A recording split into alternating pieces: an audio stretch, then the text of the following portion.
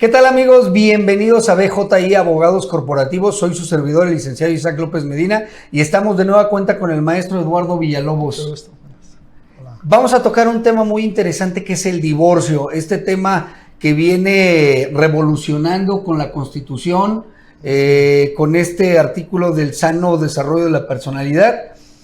Y maestro, si nos puedes comentar, anteriormente en todos los estados de la República, en los códigos civiles, existían esas causales de divorcio, que era la manera por la cual tú como pareja solicitabas un divorcio, siempre y cuando llegaran a estas causales. Ahora, en la actualidad, con esta reforma de la Constitución, con los derechos humanos, ya no existen tampoco estas causales. Entonces, no sé si me pudieras dar esta introducción. Respecto de los cambios que ha habido en el trámite de un divorcio, anteriormente había 19 causales para poderse divorciar. Había causales de que si eras alcohólico, drogadicto, si tenías alguna sentencia, incompatibilidad de caracteres, etc. Había varias causales por las cuales se podía solicitar la disolución del vínculo matrimonial y era forzoso acreditar en juicio a esa causal, porque si uno demandaba y no acreditaba la causal, pues no se podía divorciar. Entonces, como tú bien lo dices, las modificaciones en la Constitución con el sano desarrollo de la personalidad, llegó la Suprema Corte a eliminar mediante una jurisprudencia todas las causales para poder divorciarse. En resumen, en términos sencillos, la Corte en esa jurisprudencia especificó que el matrimonio era un contrato. Entonces, cuando una de las partes quería ya no seguir con el contrato, pues podía rescindir unilateralmente de ese contrato. Entonces ya no es necesario acreditar ninguna causal de divorcio. Ya nomás con que la persona tenga el deseo de divorciarse, va ante el juez y le solicita el divorcio de la persona. Fíjate que esto lo hemos comentado porque en la Ciudad de México, Monterrey, se empezaron a ver estos divorcios express, pero como bien lo comentas, la persona que estaba casada, con el simple hecho de ya no quererlo, ya puede solicitar el divorcio, y que bueno, lo tenemos en la figura como el divorcio incausado. Pero no nada más queda el tema, y es muy importante para los que nos están viendo, el tema del divorcio, porque tenemos problemas con los niños cuando existen, con los bienes, con las convivencias, con la liquidación de la sociedad. Entonces creo que es importante, maestro, que nos comentes el tema de la patria potestad y con relación al divorcio incausado, que ya no es necesario una causal. Bueno, primero, la patria potestad es las obligaciones y derechos que adquieren los padres hacia los hijos para el sano desarrollo de los menores. Así también adquieren la representación legal de los menores. Son 3 rubros los que cubre la patria potestad. Número 1, el sano desarrollo de los menores. Número 2, que se ejerza una guarda y custodia debida a los intereses del menor. Y número 3, cuando se ejerce la patria potestad, es un representante legal del menor ante terceros. Ahora, cuando una persona están casados y deciden divorciarse, muchas veces vienen al despacho y nos piden que solicitemos la pérdida de la patria potestad de la parte contraria, el padre o la madre. Pero la patria potestad es un derecho, en primer lugar, es un derecho del menor a tener desarrollo sano. Entonces, los juzgados, para que puedan eliminar o puedan restringir la patria potestad a una persona, necesita haber cometido falta grave. Alguna falta muy, muy grave. Por ejemplo, que se dedique a la prostitución la madre, o que el padre se dedique a vender drogas, sea un narcotraficante, etcétera. Hay algunas condiciones que se requieren para pérdida de la patria potestad. Lo que debemos de ver cuando nos divorciamos, número es que ambos padres, cuando reconocemos al menor en el registro civil, adquirimos la patria potestad de los menores. Los dos lo tienen. Entonces, por lo general, cuando hay un divorcio, la patria potestad se mantiene a favor de ambos padres. Lo que sí se tiene que analizar en un divorcio, cuando hay hijos menores de edad, es la guarda y custodia de esos menores. Es decir, ¿quién se va a encargar de cuidar a esos menores? La guarda y custodia en el estado de Jalisco se define como la facultad que le otorga a los padres para poder poner límites y reglas de conducta al menor. Cuando hay un divorcio, uno de los dos padres, porque pues hay separación de los padres, uno de los dos padres se tiene que quedar con la guardia y custodia. Entonces, por lo general, se tiene la costumbre equivocada de que es la madre la que debe de quedar con la guardia y custodia de los menores, porque ya la Suprema Corte ha emitido criterios en el sentido de que los padres tienen las mismas facultades, los mismos derechos, las mismas capacidades que una madre para cuidar al hijo. Entonces, anteriormente se creía que cuando había guardia y custodia era exclusivamente para la madre. Hay casos en los que el padre puede ejercer una mejor guardia y custodia de los menores. Fíjate que dos temas muy importantes para nosotros, para la sociedad, para los clientes. El tema de distinguir primero la patria potestad. Es muy complicada perderla, como lo dices, porque es un derecho del menor. No es el derecho de los padres de que ejerzan a los menores. La patria potestad lo dejaste muy claro y es complicado. No es nada más porque uno de las dos personas solicite que la pierda la otra, no lo puede hacer. Pero la guarda y custodia también estamos evolucionando en el derecho y como tú lo comentas, hace 25, 30 años teníamos la figura de la mujer como la ama de casa y el padre como el proveedor. Y se entendía, como tú bien lo comentas, que la guarda y custodia se tenía que quedar con la madre. Y ahora, con los criterios, con el desarrollo de la vida actual, pues entendemos que hay varones que ejercen o pueden ejercer un mejor guarda y custodia aparte de la mujer, ¿no? Así es. Entonces, es importante para las personas entender que estamos evolucionando en el derecho, pero ¿sabes qué?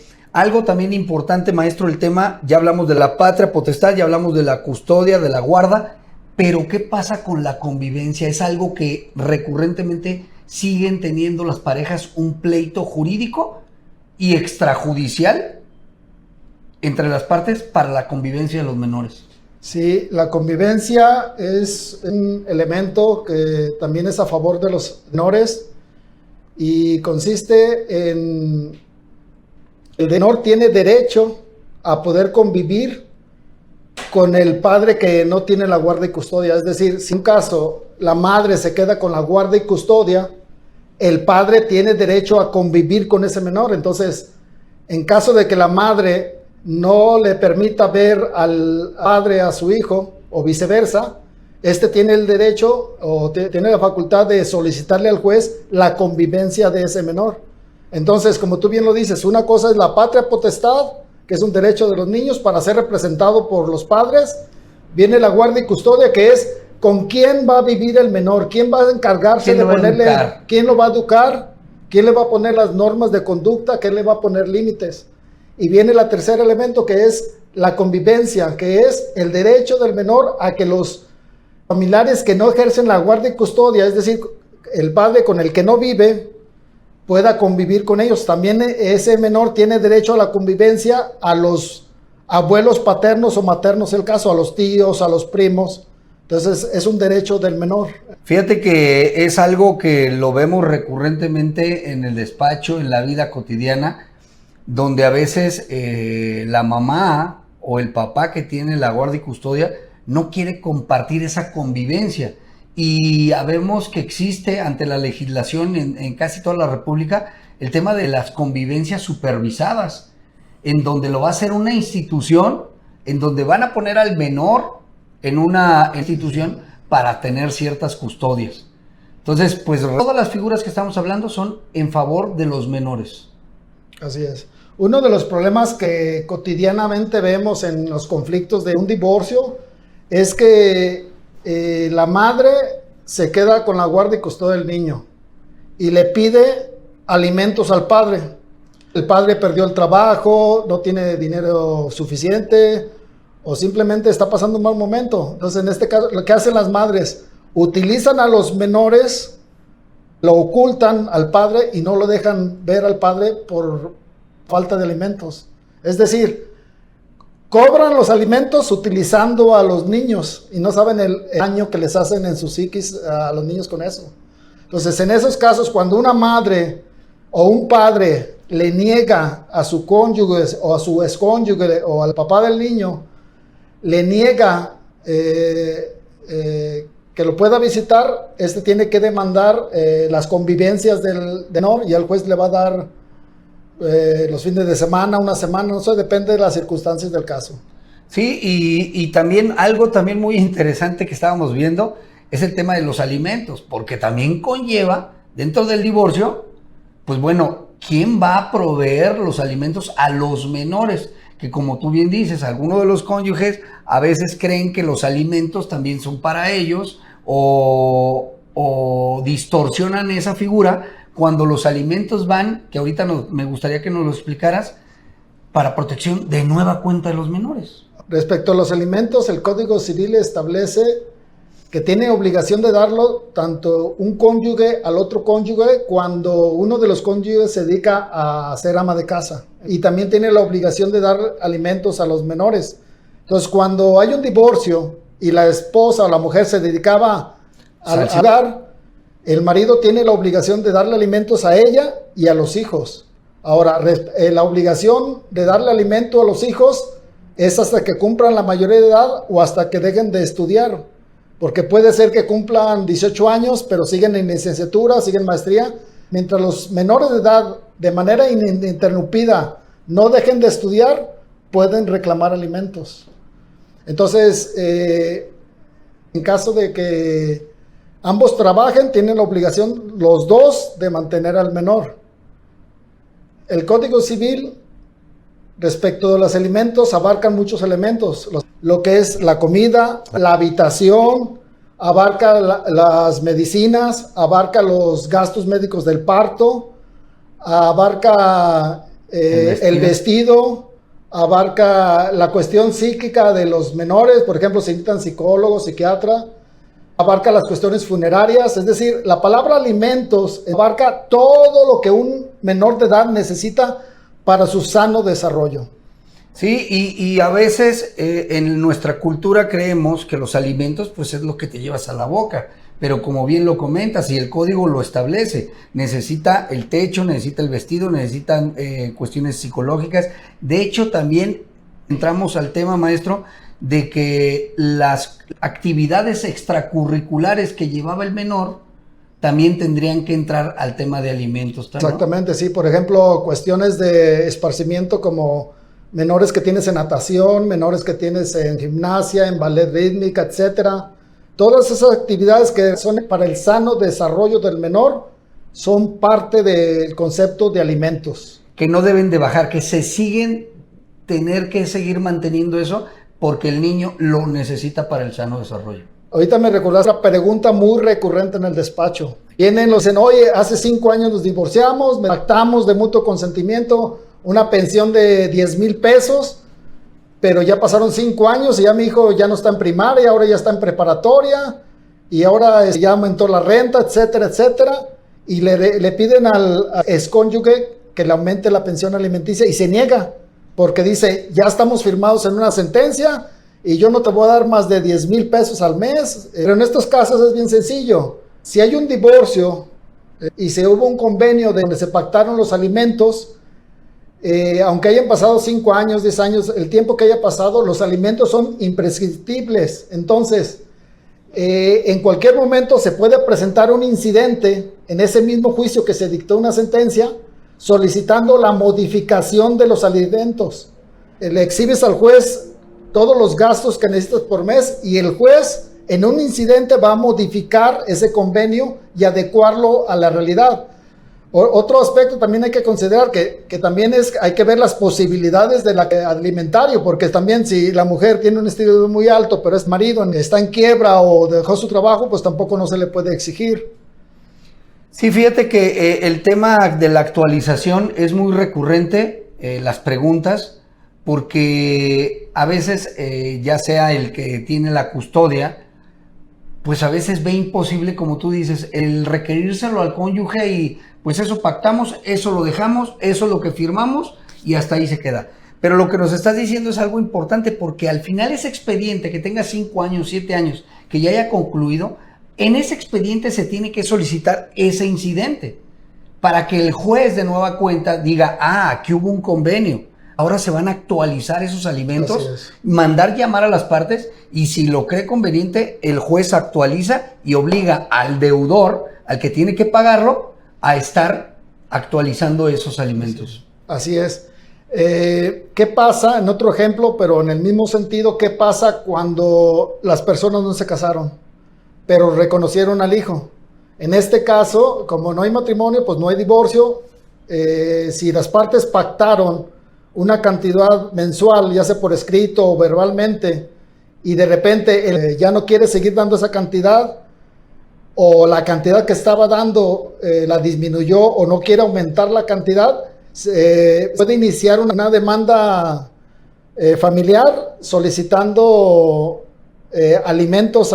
No es necesario haber estado casado para solicitar los alimentos. El único requisito es que el menor esté registrado. Entonces, los padres que inscribieron al menor en el registro civil tienen la obligación de dar alimentos a sus menores. Perfecto. Ya hablamos de la protección de los menores, la custodia de los menores, ya hablamos también de las convivencias de los menores, de los alimentos, pero todavía hay que ponerse de acuerdo en una cosa muy importante en el divorcio, el tema de los bienes. Es algo que, pues bueno, ya me divorcié porque ya hay un incausado. Ya arreglé el tema de la convivencia, ya arreglé el tema de los alimentos, ya arreglé esto, pero todavía existe, como tú lo comentaste, el matrimonio es un contrato y ese contrato se tiene que liquidar. Así es. ¿Nos pudieras decir qué onda con la liquidación de los bienes? ¿Qué onda entre los excónyuges? Vamos a poner en el supuesto de que sí estaban casados las personas. Entonces, cuando están casadas y el divorcio va a ser por mutuo consentimiento, ambos cónyuges hacen una propuesta al juez de cuáles son los bienes, hacen un inventario y deciden cuáles bienes se va a quedar cada uno con ellos. En eso no hay problema. El problema es cuando los cónyuges no se ponen de acuerdo en los bienes.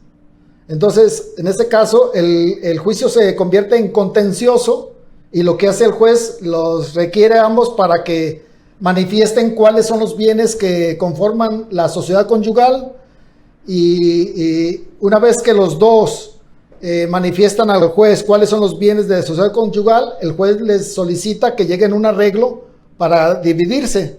El juez, si no se ponen de acuerdo, es el que va a determinar qué pasa con los bienes. Eso se hace en la etapa de ejecución de sentencia.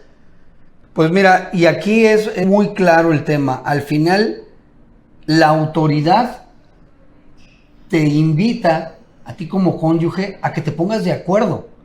Si no te pones de acuerdo, la autoridad va a determinar cómo va a ser la repartición, cómo va a ser el tema de la convivencia, cómo va a ser el tema de los alimentos.